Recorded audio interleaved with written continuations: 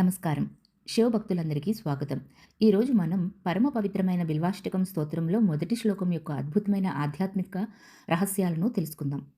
త్రిదళం బిల్వపత్రం 3 ఆకులను కలిగి ఉంటుంది. ఈ 3 దళాలు దేన్ని సూచిస్తాయి అంటే బ్రహ్మ, విష్ణు, మహేశ్వరులు త్రిమూర్తులను లేదా సృష్టి, స్థితి, లయ అనే 3 ప్రధాన కార్యాలను సూచిస్తాయి.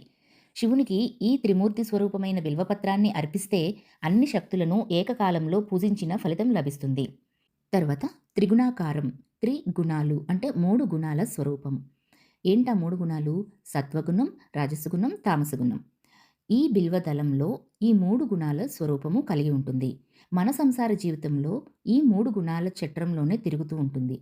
బిల్వదళాన్ని సమర్పించడం ద్వారా మనం ఆ గుణాలన్నిటికీ అధిపతి, అతీతుడు అయిన శివుడిని పూజిస్తున్నాము. దీని ద్వారా మనం గుణాల ప్రభావం నుండి విముక్తి పొందే మార్గాన్ని ఆశిస్తున్నాము అని అర్థం. త్రినేత్రంచ అంటే 3 నేత్రాలు. శివుని యొక్క 3 నేత్రాలు అంటే కళ్ళు, సూర్యుడు పగలు, చంద్రుడు రాత్రి మరియు అగ్ని జ్ఞాననేత్రం. ఈ 3 నేత్రాలు గతం, వర్తమాన, భవిష్యత్తు అంటే త్రికాలాలను తెలిపిన పరమేశ్వరుణ్ణి సూచిస్తున్నాయి. ఈ దళాన్ని అర్పిస్తే త్రికాల జ్ఞాని అయిన శివుని అనుగ్రహం లభిస్తుంది. త్రియాయుధం 3 ఆయుధాల శక్తి దీనిలో ఉంది. ఇది శివుని ప్రధాన ఆయుధమైన త్రిశూలాన్ని సూచిస్తుంది.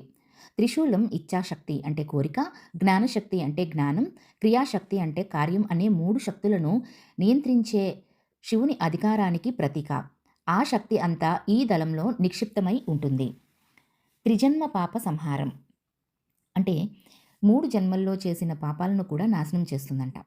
పైన చెప్పిన విధంగా త్రిమూర్తుల, త్రిగుణాల, త్రికాలాల శక్తిని కలిగి ఉన్న ఈ బిల్వపత్రంని మనం శివునికి అర్పిస్తే ఈ జన్మలో చేసిన పాపమే కాదు, గడిచిన జన్మలో మరియు రాబోయే జన్మలో మొత్తం 3 జన్మల్లో పాపాలు కూడా నశిస్తాయంట. ఏకబిల్వం శివార్పణం.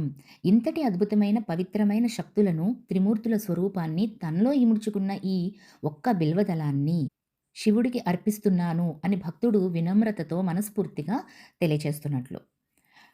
ఈ మొదటి శ్లోకాన్ని బట్టి చూస్తే బిల్వదళం అనేది కేవలం ఆకు కాదు, అది సమస్త విశ్వశక్తికి, త్రికాల జ్ఞానానికి మరియు త్రిమూర్తిత్వానికి ప్రతీక.